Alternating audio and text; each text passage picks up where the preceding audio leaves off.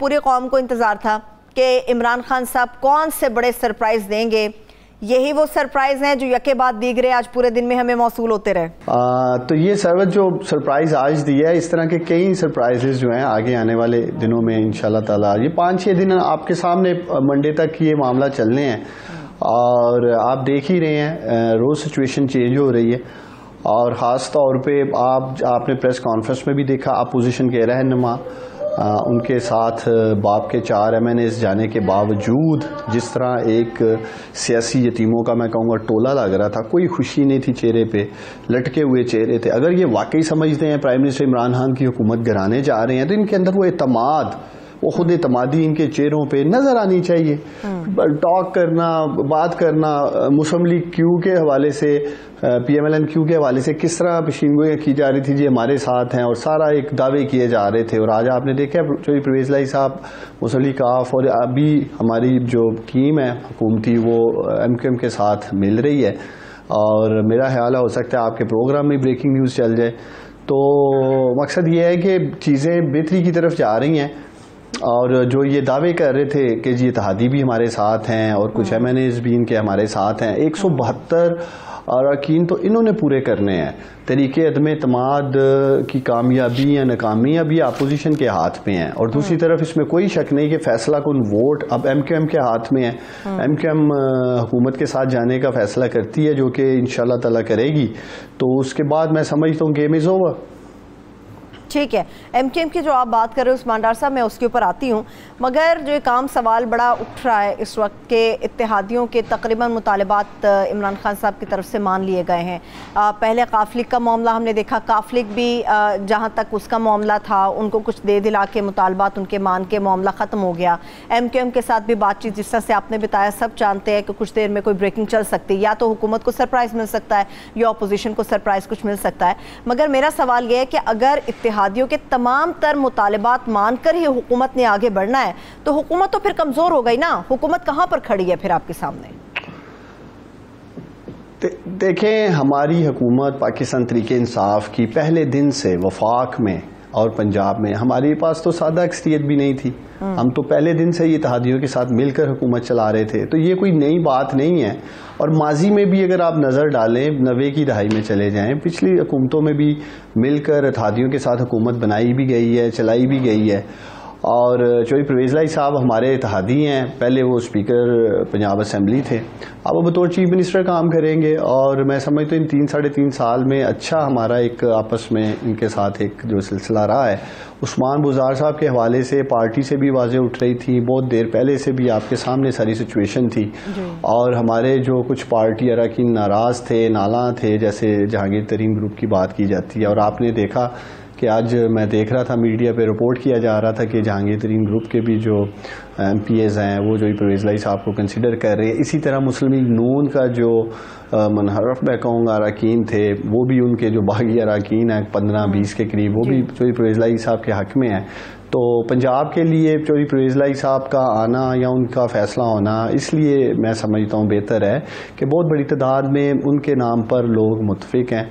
और जो एक पॉलिटिकल अनस्टेबिलिटी मैं कहूँगा हमें नज़र आ रही थी पंजाब में, वो इंशाल्लाह ताला अब नहीं होगी। और वफाक के हवाले से अगले 4-5 रोज़ में आप देखेंगी चीज़ें बेहतरी की तरफ जाएंगी।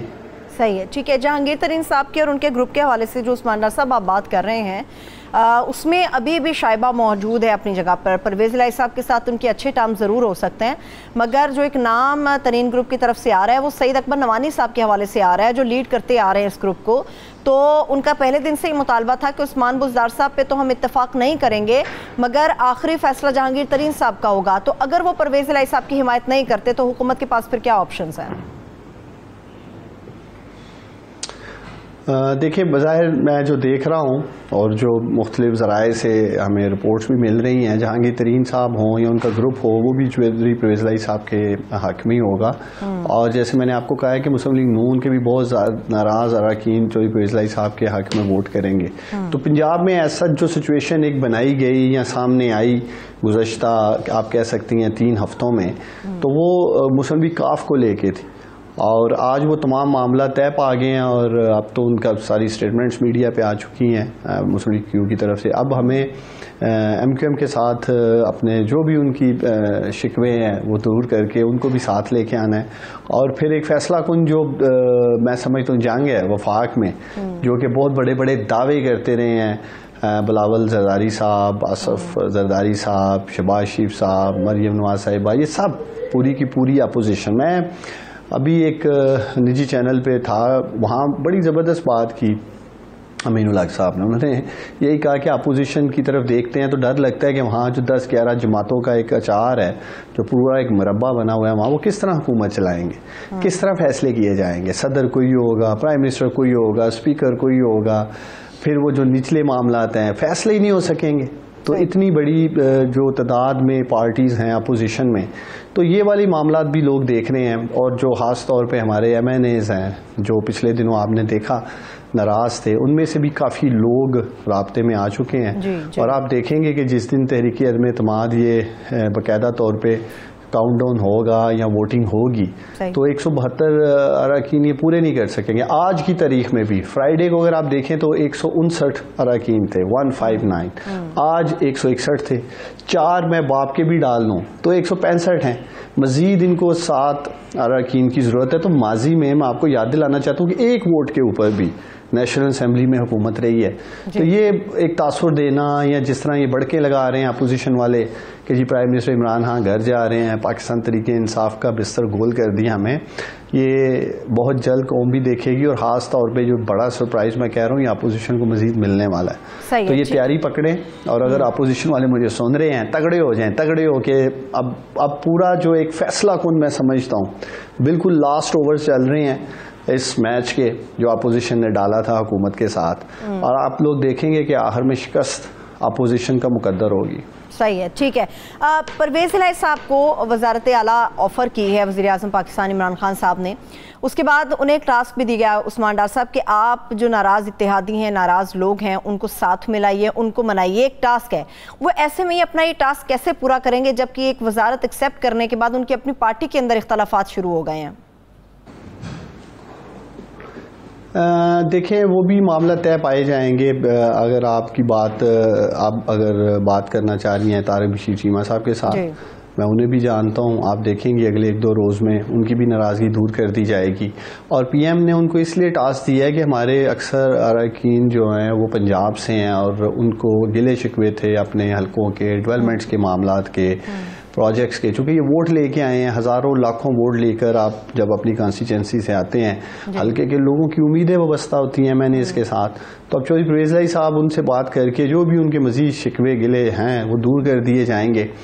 اور بظاہر اگر آپ مجھ سے میری رائے ذاتی لینا چاہتی ہیں تو میں جو دیکھ رہا ہوں کہ وفاق اور پنجاب انشاءاللہ تعالی پہلے کی طرح ہم دیکھیں گے آگے بڑھیں گے، اور ہماری حکومت جو ہمارا مشن ہے، جو ہمارے فلائی پروجیکٹس ہیں، ان کے اوپر بھرپور کام کریں گے.